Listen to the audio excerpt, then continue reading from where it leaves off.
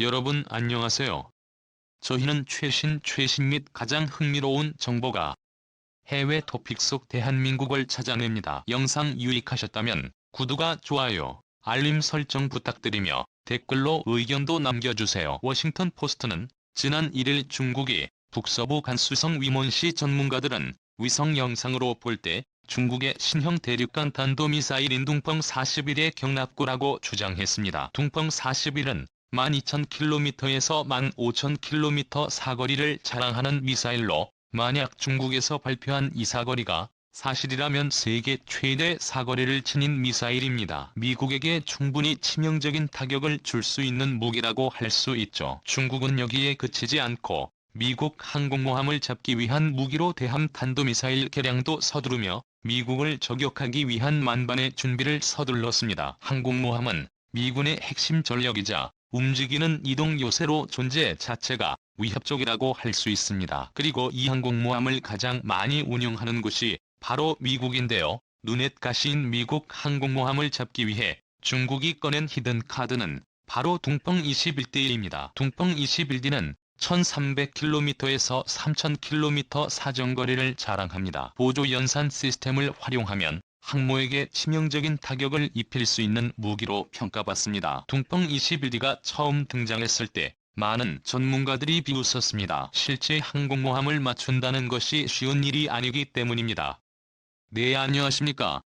군사기밀 뉴스 TV입니다. 알람 설정을 하시면 영상 업로드 시 바로 시청하실 수 있습니다. 항공모함도 공격에 대비해 방공 시스템이 있고 그 방공 시스템은 정교한 연산을 통해 가까이에 다가오는 미사일들을 높은 확률로 모조리 다 격추할 수 있습니다. 특히 미국 항모에 달린 방공 시스템들은 세계 최고 수준이라 평가를 받았죠. 하지만 중국은 예상을 뒤덮고 항공모함까지 격추 가능한 대함 미사일을 만든 것입니다. 심지어 둥펑 21D의 개량형인 둥펑 26도 실험하는 모습이 포착되어 미국 입장에서는 당황할 수밖에 없는 상황입니다. 사실 중국이 미국에 대해 지나친 견제를 하는 것은 이번이 처음은 아닙니다. 과거 시진핑 주석이 해군 전력을 과시하기 위해 이례적으로 해군 취임식의 모습을 드러내며 중국의 해상 위용을 드러내기도 했습니다. CCTV는 본고사형 전략 핵잠수함 창정 18호, 봉고형 1만 2천 톤급 미사일 구축 함인 다련함 등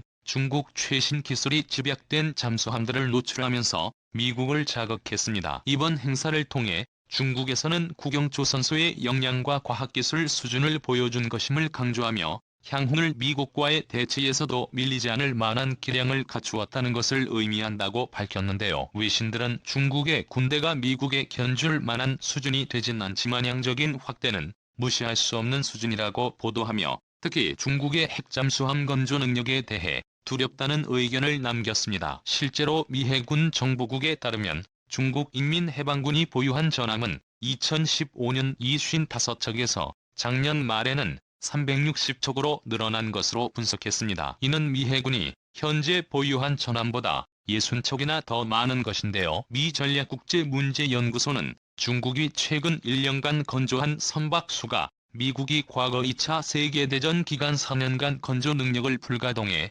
건조한 선박보다도 더 많다고 밝혔습니다. 중국은 질적으로는 미국의 상대가 되지 않을지 몰라도 양적으로 덤빈다면 해볼 만하다는 계산을 하고 있는 것 같습니다. 그러나 많은 전문가들은 중국의 해군력은 질적인 면에서 미 해군에 아직은 크게 못 미친다고 분석하고 있습니다. 결국 중국은 미국을 따라잡기 위해 미사일 전력 증강에 열을 올려 둥펑 미사일을 개발했습니다. 그리고 현재 미국도 난감하게 만든 중국의 등정 미사일은 실제로 미국의 미사일 요격 체제로도 쉽게 요격할 수 없을 것이라고 전문가들은 이야기하고 있습니다. 특히 항모 킬러라고 불리는 둥펑 26의 경우 마하 10의 속도로 날아가기 때문에 웬만한 초음속 함대공 미사일보다 빨라 미국의 입장에서는 경계의 대상이 될 수밖에 없습니다. 그런데 이렇게 미국을 껄끄럽게 만드는 둥펑 미사일을 한방에 제압할 수 있는 무기가 바로 우리나라에서 나와 세간의 화제를 모으고 있습니다. 항모 킬러로 불리는 초음속 대함 미사일 등을 요격할 수 있는 국산 첨단 근접 방어 무기 체계는 시위라고 불립니다. 시위드는 함정에 탑재한 미사일로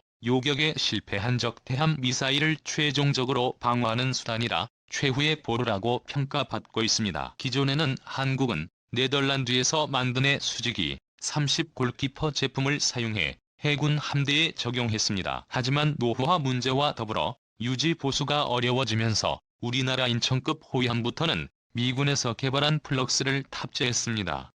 미군의 패러독스는 신뢰도가 높았지만 말로 발전하는 초음속 미사일을 막을 수 없었고 유지 보수 비용 역시 높아지기에 군 내부에서 불만이 많았습니다. 한계를 극복하고 순수 한국 기술을 사용한 시위지를 만들자는 군 내부 의견을 받아들여 한국은 CIW의 사업을 추진하게 되었습니다.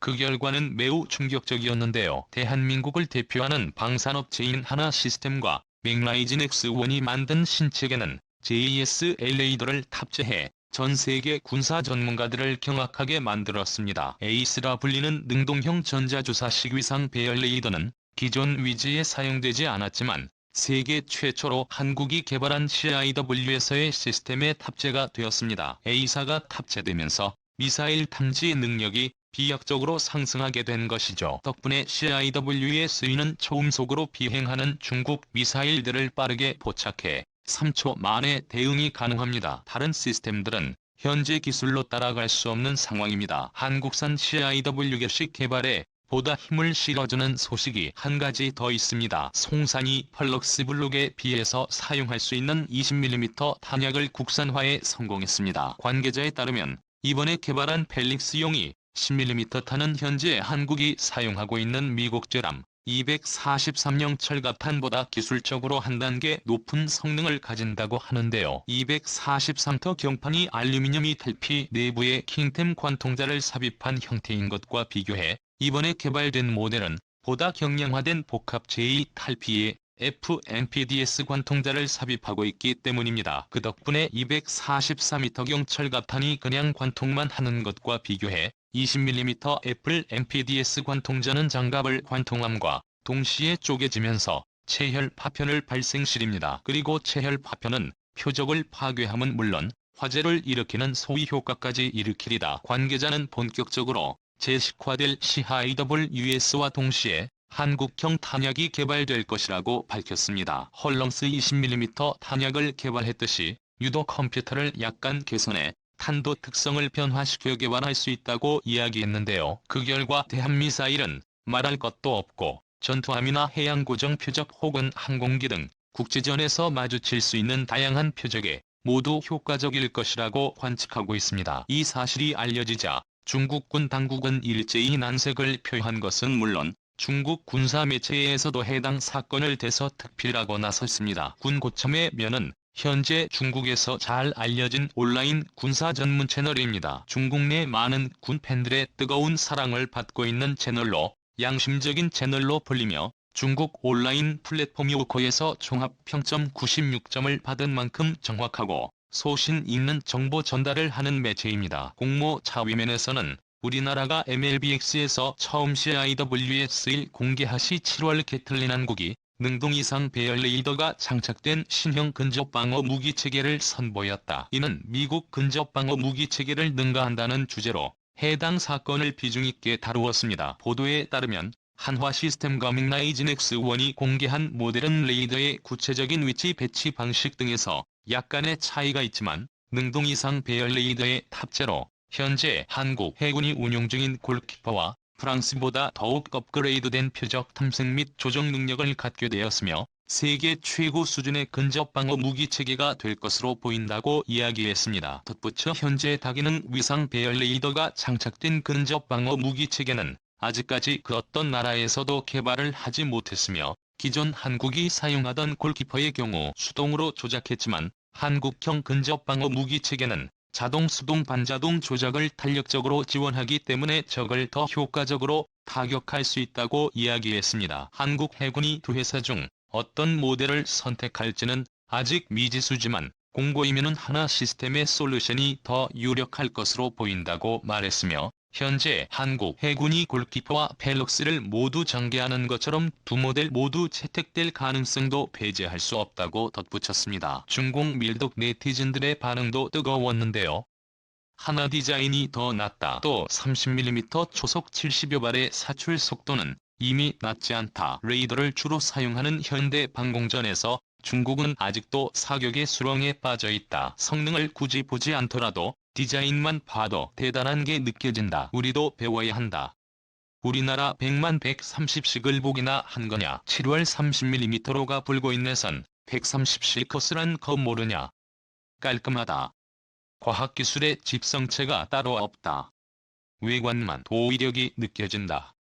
누구는 위력이 강해지고 싶지 않겠나. 우리나라 730평 근접방어 무기체계를 도용한 것 같아서 의심된다. 천문학적인 돈을 투입하며 미국을 이기려던 중국이 대한민국 기술 하나 때문에 모든 공격이 수포로 돌아간 것이나 다름없기 때문에 해당 기사에 아직까지도 많은 중국 네티즌들은 댓글을 달고 있는 상황인데 MADX에서 모델로 공개된 CIWSA가 예상보다도 더 뛰어난 성능이라는 평가를 받아 많은 군사 관계자들이 침을 흘리며 냈다는 소문까지 났다고 합니다. 기존 시스템보다 월등히 뛰어나기에 해외 방산업체에서 한국의 시위들을 어떻게든 들여오기 위해 치열한 로비가 일어났다고도 하는데요.